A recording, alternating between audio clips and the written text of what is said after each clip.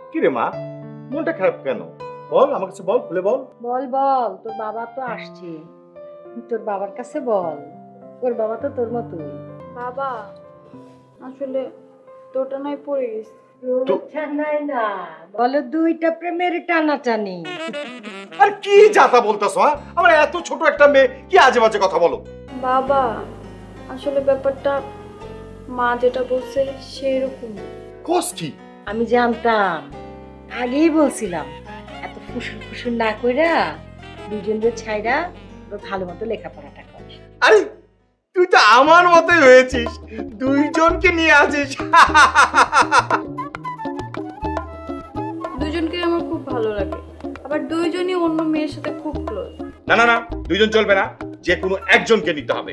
এই আমার মতো দেখছিস না, আমি সারা জীবন একজনকে নিয়ে আছি, তেমন। কিন্তু বাবা দুইজনের মধ্যে যে কে আমাকে সত্যি সত্যি ভালোবাসে এটা আমি বুঝবো কিভাবে বলো? আরে এটা কোনো ব্যাপার না, তোকে আমি বুদ্ধি দিচ্ছি, বুদ্ধিটা শোন।